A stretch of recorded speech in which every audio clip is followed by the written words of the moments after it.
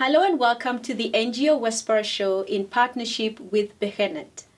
The NGO Whisperer Show is a show that celebrates men and women around the globe who are making an impact in other people's lives.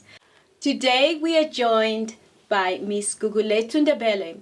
Miss Gugulethu is the Executive Director of Oprah Winfrey Leadership Academy for Girls here in South Africa.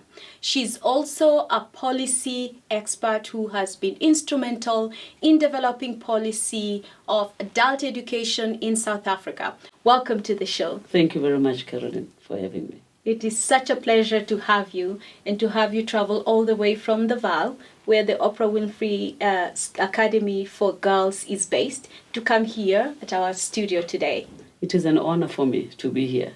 We don't normally get out of the Vaal, so to be here is a nice outing for me. Thank you. So to start us off, I know you are an expert in many fields. You are an expert in different fields ranging from working with children, from your previous work and things that you have developed, policies, adult education, and now you're working with young girls.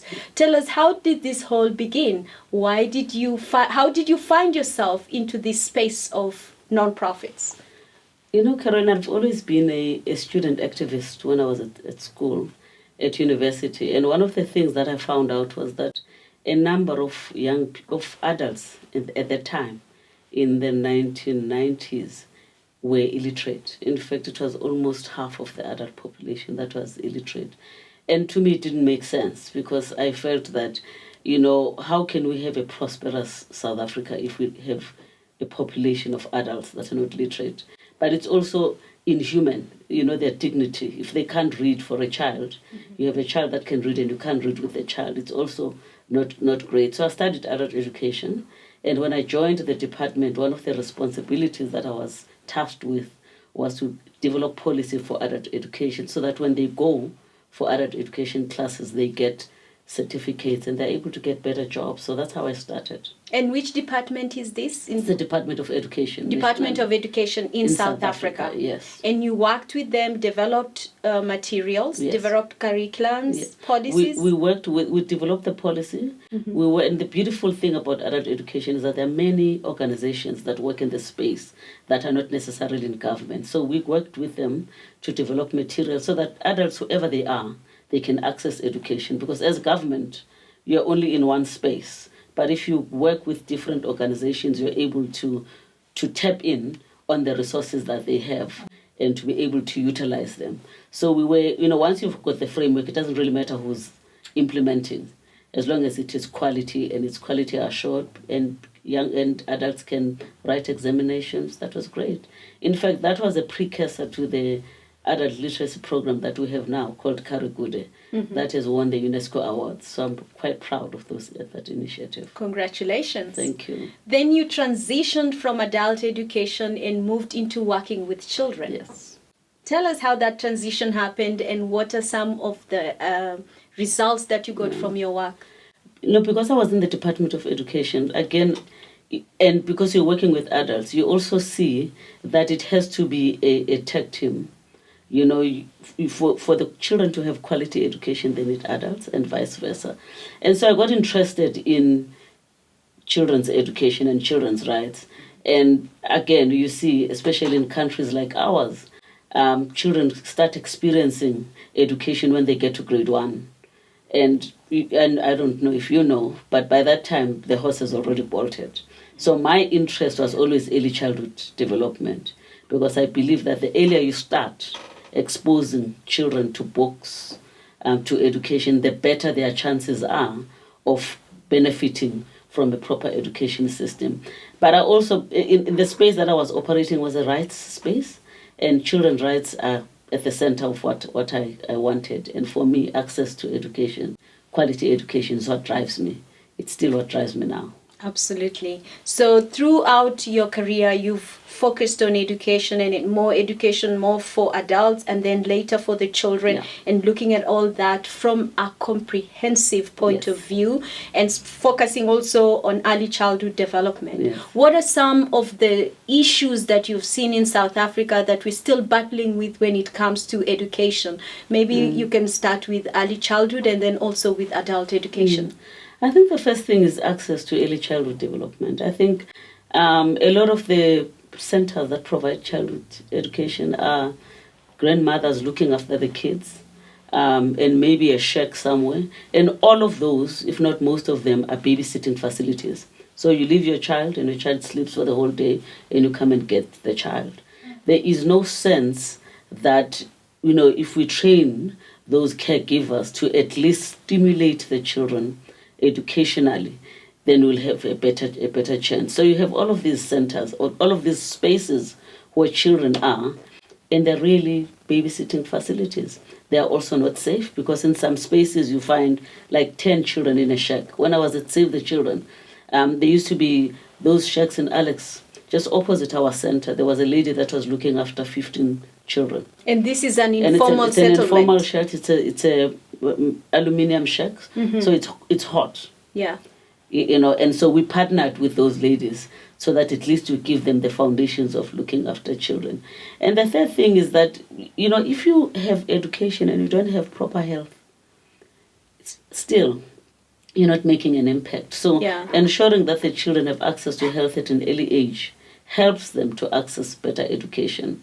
I don't have to tell you about safety. Yeah. If you read newspapers now, you will see either a child that has been, a 6-year-old that has been raped, or a 5-year-old that has been raped. And so when you provide for early childhood development, you have to provide comprehensively. You have to provide education. You have to provide safety and care. You have to provide health and nutrition. And then you'll have the kind of adult that you hope for. And we don't have that in South Africa at the moment. In South Africa right now, I have been in this space of early childhood development, working, as we were talking before the interview, some of the organizations that I've worked with. What is it that you feel the government needs to do to ensure that as our children are starting out, those first 1,000 days are most critical?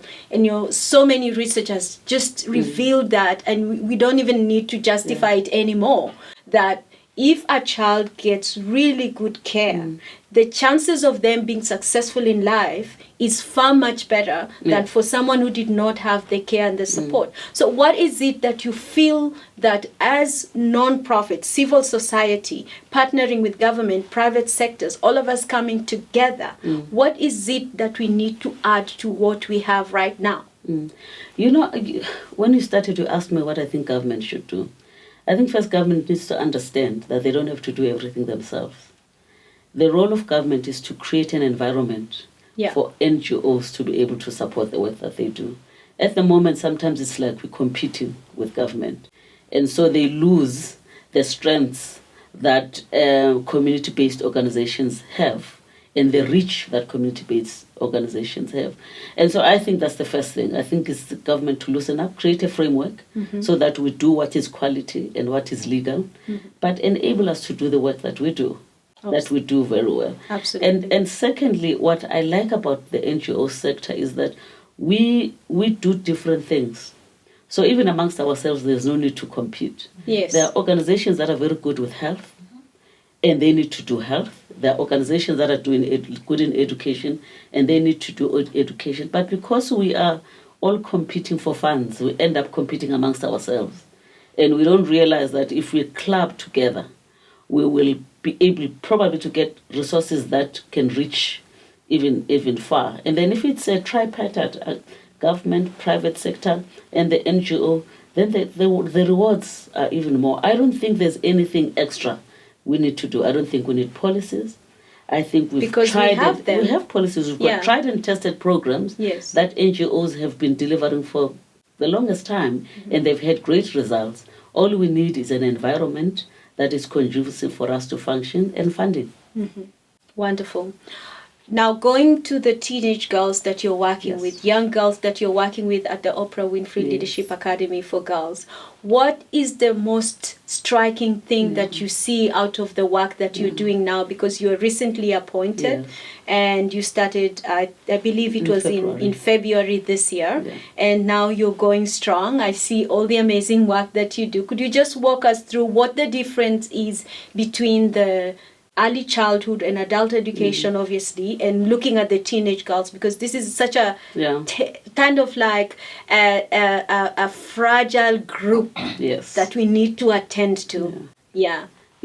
Firstly, one of the things that attracted me to Oleg was that we recruit very academically talented girls, but who come from very poor households. For instance, our threshold family income should be 10,000 rands.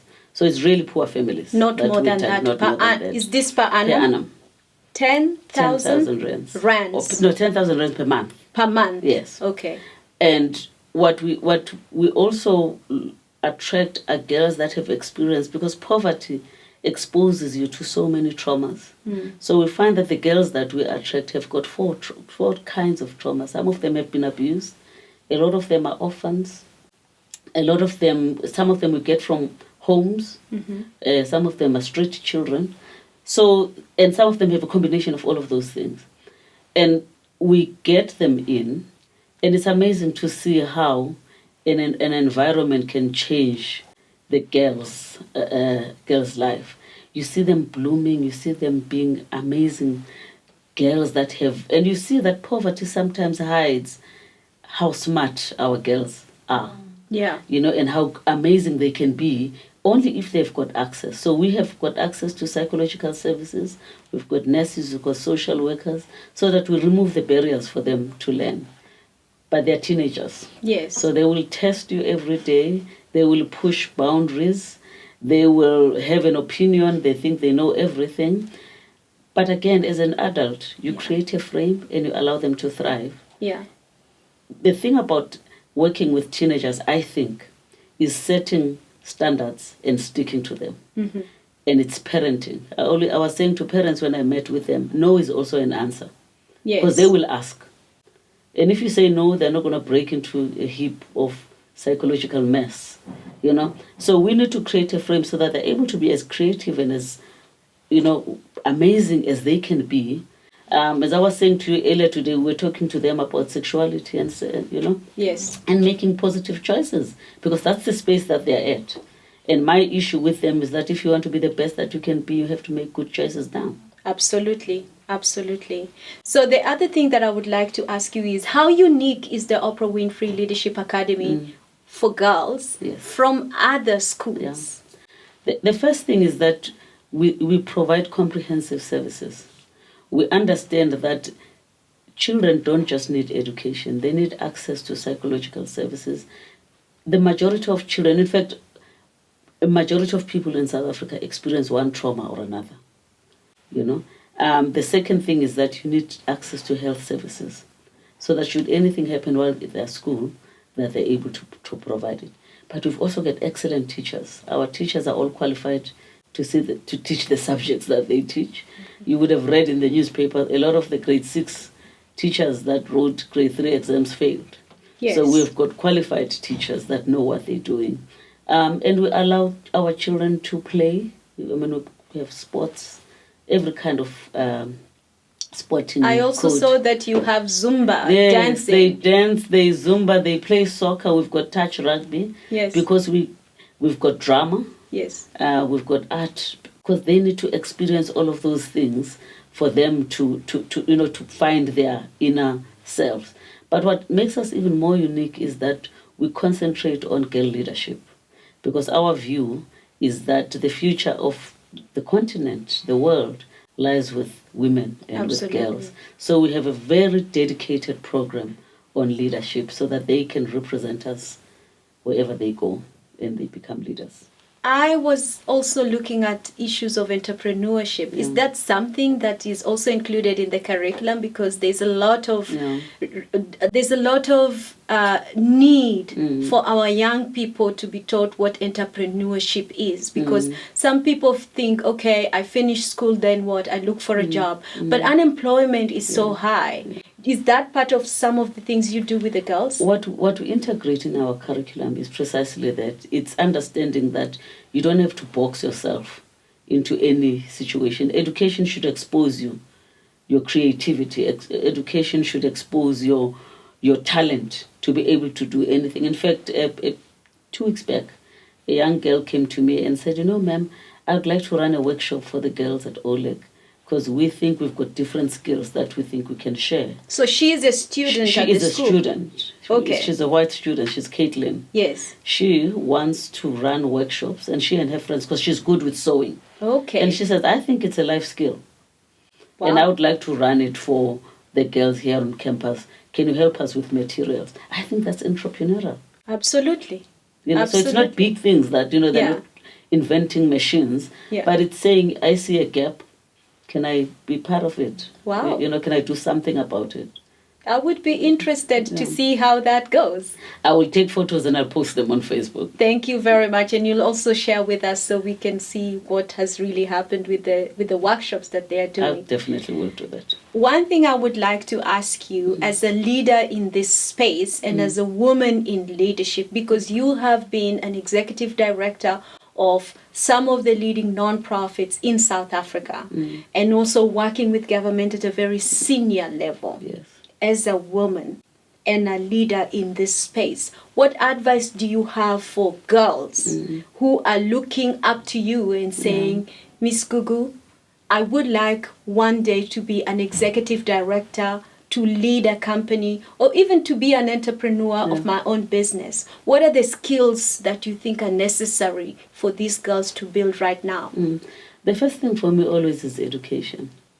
I think education is a game changer. I think education opens worlds for you as a person. So that's the first thing. I think I always tell them, go to school, stay in school and succeed. Absolutely. And the second thing is, don't allow anyone to put a ceiling for you. Don't allow anyone to define you as a person. You have the capability to be the best that you can be, but you have to believe it in your gut. Absolutely. Don't allow anyone to tell you you're not good enough. Don't allow anyone to tell you you are this race or you are this gender, so you're not good enough. Just look at the opportunities that are there and grab them. And the third thing is that I benefited from women mentors. I benefited from women who supported me.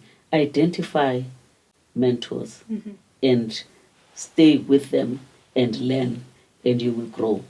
Create networks. Absolutely. Talk to people.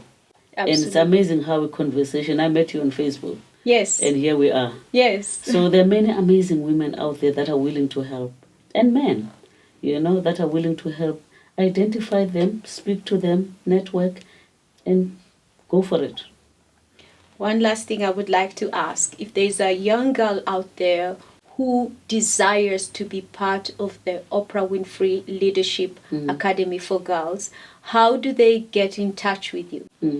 Our website is quite good. So they need to go into our website. Unfortunately, the applications have closed now. So that is for 2020. For 2020, it's closed. Yeah. We start early because we're targeting this particular girl. We have to be thorough that we get the right girl. Yes. So we do a lot of tests.